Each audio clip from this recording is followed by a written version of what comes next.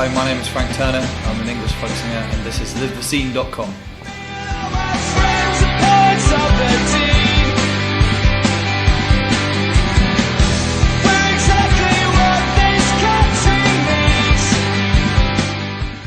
So, congratulations on your Sellout Manchester show. How does it feel to sell out venues of this calibre now? Weird, surreal. I'm kind of suffering from hyperbole fatigue. I've kind of run out of words to describe the weirdness of it all, because I was still feeling pretty weird about selling out the Academy too. So it's an extra degree of weirdness, but I also don't want to sound like a broken record constantly going on about it. So it feels great. It feels amazing. This tonight is actually going to be the biggest show I've ever played in my biggest headline show I've ever played in my life. So that is exciting. And you're just back from America. Yep. How are the crowds treating you over there? Really good, actually. We were out with Flogging Molly, whose hoodie I'm currently wearing, and they were really receptive. We had a really good tour, actually. It was fun, and Flogging Molly guys were really cool, and we covered an awful lot of distance, and we played to an awful lot of people, so that was a good time. Okay. And so what have you got in store for the UK on this tour? Well, for this tour, this is the first time I've ever taken in full production on tour, which means that we've got our own PA system and our own lighting rig. And my drummer, Nigel, is actually a lighting designer. And he has spent the last 2 months beavering away on a plan. I'm not really a very kind of visual person about lighting and stuff like that, but I have to say that when I saw the light show in Newcastle on Monday, I was pretty floored. It was like, all right, and the thing is, it's not like a naff light show. It's not kind of like Jean-Michel Jarre or anything like that. Do you know what I mean? It's just kind of, the lighting just fits the songs basically, and it just really adds an extra thing to it. But I mean, I would describe myself as an entertainer, and my job is to make sure me and my crew and my band work really hard to make sure that everyone just has a really great time when they come to our shows, you know. And I want it to be like a celebration and a sing-song and a dance and all that. So that's hopefully what people will get from the show. Thank you. And how difficult was it for you to make the transition into more punky folk singing than it was for, you know, when you were doing your original punk bands? Well, there was a kind of... It's funny, the further away it goes in time, the further it recedes, the more kind of clearly I can kind of think about what happened.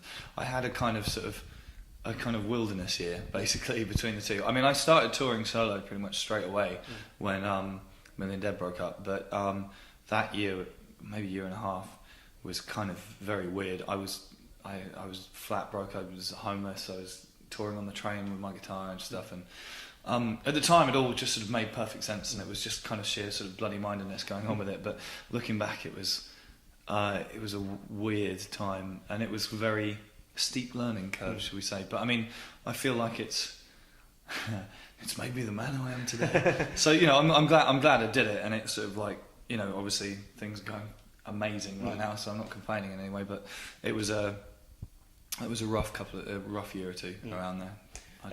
So what made you take such a dramatic step in pushing towards something else? I don't know, I've been playing punk bands for a long time, because Million Dead was the last of many punk bands I played in, and I just kind of... it's not that I got bored of punk per se, because it's still a very vital and exciting genre in my opinion, but I got bored of playing punk music myself. I felt like I'd said pretty much everything I was ever really going to say in that like context, you know. And I don't know, I didn't want to be in a band anymore. I was just, because Million Dead got killed by interband politics, and the idea of putting another band together again straight away was just like it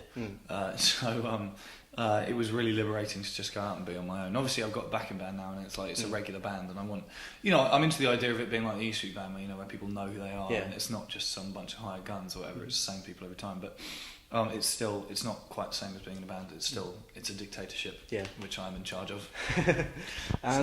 So do you think punk rock is just about the music, or do you think there's something deeper to it? No, I think it's... I've gone and back-ended myself into this ridiculous position of having the two most contentious words in the musical genre lexicon being applied to me at the same time, punk and folk. But I think that they both words describe two different things. They describe a sound and an ethos. Because I mean, you look at punk. I mean, you can say punk is the Ramones and the Pistols and the Clash, or I suppose you could say punk is Black Flag, or even like hot water music. You know, whatever you want to say. But at the same time, punk's an ethos, and given how disparate the number of things that get called punk sound, I'm much more comfortable talking about the ethos of it. And I mean, to me, punk rock's just about energy, it's about defiance, it's about independence of spirit, and those kind of things. So yeah, and so I mean, on those levels, I definitely like to call what I do punk rock still. Musically, it might be a little broader than that, but whatever. And who would you count as your inspiration when it comes to writing the music you write? A number of people. My kind of hero at the moment, I tell you what, my three heroes, how about that, are Bruce Springsteen, obviously, being the greatest songwriter ever, basically, and performer and entertainer and all the rest of it. Henry Rollins, who, obviously, I don't think his music plays a massive influence on my music right now, but his just whole kind of approach to life I find very inspirational. And Loudon Wainwright III, who is a American folk singer. He's Rufus and Martha Wainwright's dad, and he's just the most phenomenal wordsmith and songwriter that I know of, and I'm really, really obsessed with him at the moment. So yeah, I'd say those three. Okay. And some people would say that at the moment punk rock has kind of died a death. Would you say it's still relevant in today's society?